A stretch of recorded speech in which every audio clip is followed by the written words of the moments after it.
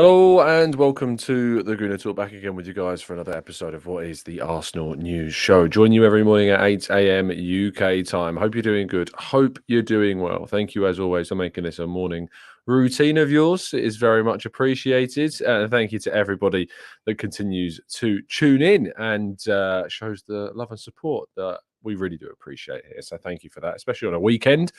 To get up at 8 a.m. on a weekend is always going to be tough. But thank you to those in the chat box that are here with us. And thank you to those that slept in a little bit longer and are listening on catch up, or of course listening in other parts of the world. But thank you to everyone that is here. Cape Town, good morning to you, to Morgie, to Penny Wing, good morning to Matt G, good morning to Martin, good morning to Amira, Jalali, Matt Tomo, Arasilki, Jose, Tom, Shari, Rancid, Martin, Josh, Blackshine, Glenn. We've got Paul, Temmie, Stevie, John, Mr. Ree, and plenty more of you guys as well. Thank you, everyone, for tuning in. It is very much appreciated. Let's jump straight into today's show because we've got a condensed show this morning because we've got to get on with stuff. Let's go to our preview show highlight, which, of course, I was joined by three fantastic guests yesterday to talk about Arsenal's game against Spurs. Mike, Marcus, and Dan all had their discussions and their points to say on the North London derby. So if you haven't yet already done that, I recommend doing so. Is the last upload on the channel before this one. A couple of other things. I was on Charles Watts' channel yesterday. Make sure you tune into that one as well. And we had a good chat about the North London derby also, so you can listen to that on Charles's channel. So I recommend going over there. But moving into our stories for today, Jurrien Timber is actually going to travel back to Ajax this weekend. He'll be on Sunday in Amsterdam. He won't be at the North London derby, it seems, because he'll be saying goodbye properly to the Ajax supporters. I think it's quite nice. Players don't really get the opportunity properly when they leave in the summer to say goodbye to their fans. And because he's injured and he's not able to play, I've got no issue with this at all. I think this is great. Get him over to Ajax, getting him saying goodbye. Is it a shame that he's not going to be maybe at the North London derby? Potentially, but if this is the only weekend that it could have worked, then that's fairly understandable. But yeah, I think it's nice that he's going to get the opportunity to say goodbye, and we hope to see him in an Arsenal shirt and back on the pitch very soon indeed. But it's probably not going to be for quite some time, at least March at the absolute very earliest. Clive interviewed our captain, Martin Odegaard, on the Arsenal website. Odegaard signing that brand new contract. Amazing news for Arsenal fans who are overwhelmed with joy. It's probably the best way to describe it. With Martin Odegaard signing that new contract, I cannot be more complimentary of Odegaard's, and I think the interview did was Clive was really, really good. I think they discussed some really important kind of topics, and if you want to go and watch that, it is, as I say, available on the Arsenal website to be able to go and do that. So yes, please do go over and hop over to the Arsenal website to give that a viewing. And I think it's great seeing kind of fans that are going to games week in, week out, given the opportunity to speak and interview the players. I think it's a great kind of idea from the club to do that. So it's certainly worth it. He talks a lot about his leadership as captain. He talks about his stability, is how he finds Arsenal is his home now, and all of these things. So yeah, please do go give that a watch. It is certainly worth it. And it's very good news indeed that he has signed. We did touch upon Odegaard a lot yesterday, so I'm not going to hang on to this one too long, because the other story is that Ben White is expected to be next. There is hopes that Ben White will indeed sign a brand new contract as well with Arsenal, and that he will extend his stay beyond his current deal, which does expire, to be fair, in 2026. There's not necessarily like as a rush in the same way that there would have been for some of the other players like Saka and Saliba, but Arsenal want to reward their players with that increase in wages and with a brand new contract as well. And Ben White is expected to hopefully sign a brand new deal with the club as well. Talks with him have been going on for quite some time, is my understanding. So yeah, let's keep those fingers crossed that Ben White is next. Gabriel Martinelli, however, was not in training yesterday. There was an opening training session for some media outlets, video outlets like Sky, and they filmed part of the training session yesterday, and Gabriel Martinelli was not present. So yeah, very much a frustration that he doesn't look like he'll be part of the team for the weekend. But Martinelli will, of course, be hopefully back soon. If Arteta is saying that he needs more tests, he needs to be assessed a bit more, then surely we can expect to see him back, hopefully, in the short term. And speaking of Arteta talking, he did conduct his press conference yesterday. He talked about Martin Odegaard's contract. He said it's great news for the club, great news for the team. I'm really happy with him as well because he really deserves that. It shows that there are many ways to make it and many pathways to arrive where you want in the end. It's about finding a place where you feel comfortable, where you feel valued, and that you can express your talent. I think he's found that place.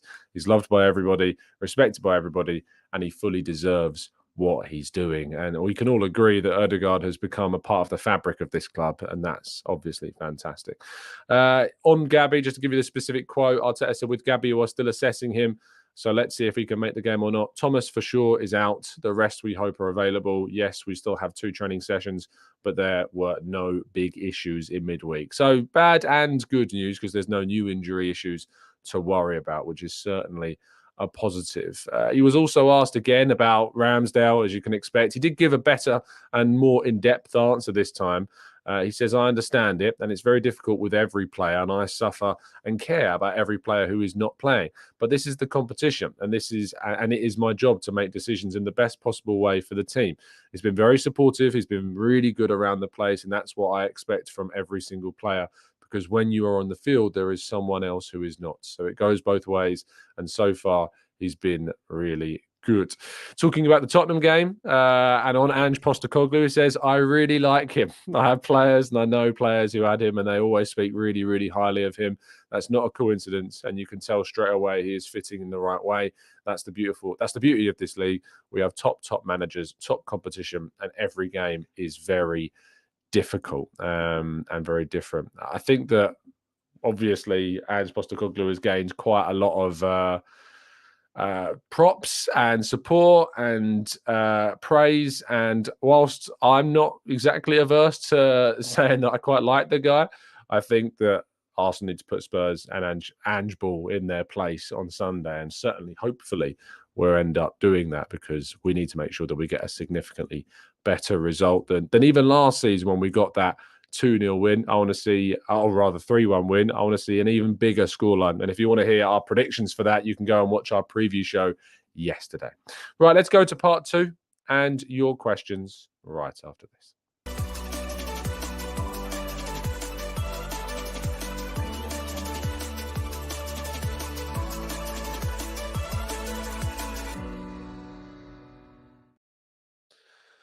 Okay, let's jump into the chat box and take some of the questions for the next 5 minutes or so in a quick fire round. So let's get those speedy questions into the chat and we'll tackle them in as quick fashion as feasibly possible. Mr. Reese says, can you turn the light on? It is on. What are you talking about? The light is on. What the? Strange. Very strange indeed. Jalali says, Tom, can you shout out to my mate Dylan, who decided to scream your name across the press box the other night at the game? He was a little starstruck. Thanks, Dylan. Very much appreciated, mate. Oh, dear. It's so funny seeing some of the other journalists turn around like, who is this guy? Like, who is this guy getting shouted at? Mr. Reese says, are you going to... I've turned... It was on. It was always on. Am I going mad? It was definitely always on. Zungtar says, how do I get my 7-digit membership code? I don't know. I just always have known mine. You used to get a little card, so I know it's there. Maybe ring up the Arsenal box office. That might be the way forward. James says, in your opinion, what will it take for Arteta to trust Trossard more? I think he does trust Trossard. I mean, he just ranks Gabriel Martinelli higher than Trossard in his kind of list of wide players and forwards. So I don't think there's anything about not trusting Trossard. I think that he does trust Trossard a lot. Otherwise, he would be bringing Reece Nelson in or Smith Rowe in instead of Trossard for Martinelli. John says, do you think Spurs will play a low block tomorrow or they will come to play? I think they will come to play. I think they will certainly try to attack. You know, they've played low blocks and hit on the counter for the last number of years, and it's never done them any good. You know, they aren't without a win at the Emirates in the league since 2010. So, you know, certainly they will be expecting to come and attack and play the football that has got them to where they are in the league so far this season. William Salibak says, Tom, is using Mudryk as a smokescreen for Leo the best transfer strategy of all time? Yeah, I mean, the way in which we coaxed Chelsea into spending 100 million euros on Mudryk and then signing a far superior player was absolute genius and completely planned and premeditated, and no one should ever tell you any different. Let it be known that that was completely and utterly known that that was going to take place. So, yes. Mike says, hey, Tom, what do you think Havertz brings that Vieira doesn't? Physicality, good work off the ball.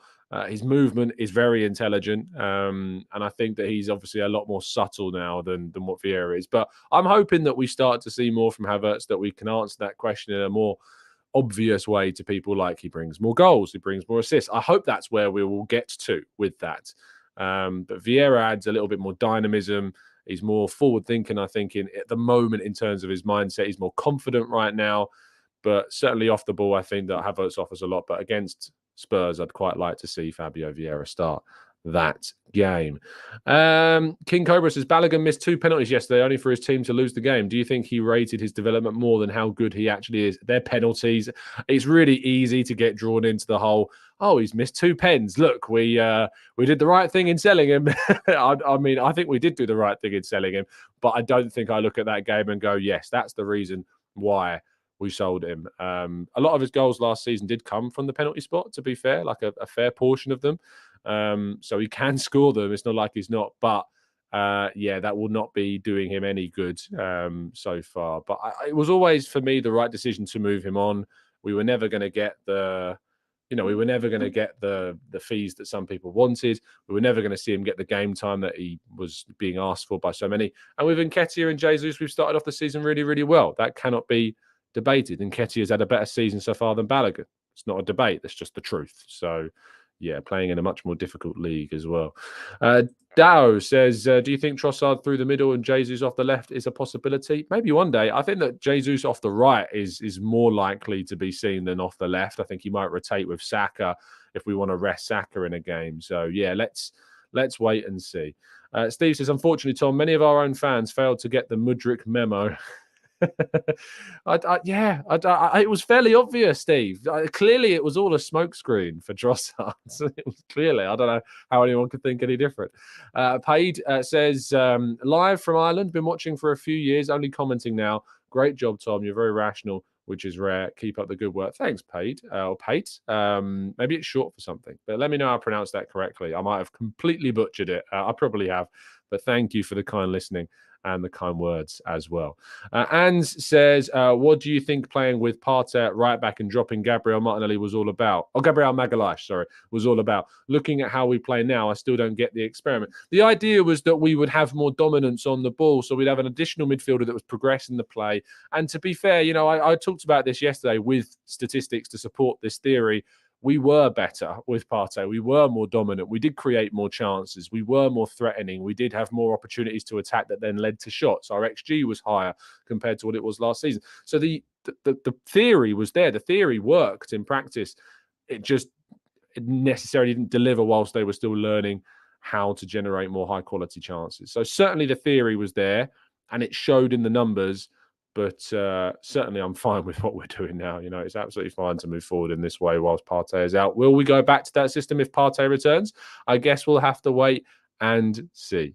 Forward says, will I be watching the Ryder Cup next week? It will be on in the background. Golf is one of those great sports that you can just chuck on in the background whilst you're working. So I'm sure it will certainly be on, mate. John says, given the way that we're playing now, Tom, does Partey get back in at right back? Probably not. No, I think that you probably keep things going the way it does, the form of the team. Does he even get back into the team? Probably not. We'd probably ease him back in with some appearances and add that depth in the cup competitions, maybe the Champions League group stage. So, yes. Pronounce Podge, says Podge. Thank you for clearing that up. I would have never got that right. So, Podge, thank you so much. I used to have, when I was teaching, there was a fair few girls in the classes that had Irish names like Aoife or, what's the other one? It's spelt really differently to how it's pronounced. Is it Siobhan? No, I'm not sure it is. Aoife was definitely one. But there was another name that I completely was like, wow, couldn't pronounce it correctly. First time of asking at all. Bless says, hey, Tom, what will be your combined 11 for Arsenal Spurs? Every single player that started the game on Wednesday night, for me, other than Vieira for Maddison, that would be it. Neve, yes, Neve is the name, James. Thank you. Neve is the one. Siobhan, yeah, is definitely another kind of the way you pronounce it looking completely different. But Niamf was how I pronounced it the first time. But Neve, yeah, definitely a difficult to pronounce if you've never heard or seen the name before spelt that way. Bulgarian Gooner says, is it even possible to have Partey at right back and Zinchenko at left back? I don't think so. I do. I think the presence of Declan Rice allows us to play that way. I think it allows us to have a player like Rice who's so combative, and having Saliba and Gabriel is so strong in the middle that I think you can play Partey and Zinni. I think you can play Timber and Zinni. I'm really confident that we can play that system with those types of players because of how good the core of the spine of the team is. So yes, I do think it is definitely possible.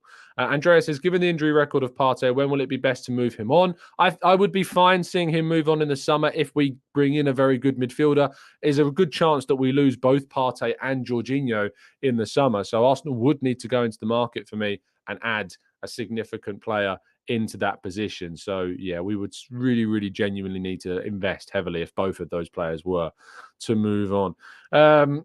John says, I think White cemented his place now at right back. I would agree. I think that position is solidified for White for the foreseeable. So let's wait and see. But tactically, he might not be. You know, Arteta tries these things and we don't necessarily know what he's going to do. So yeah, let's wait and see.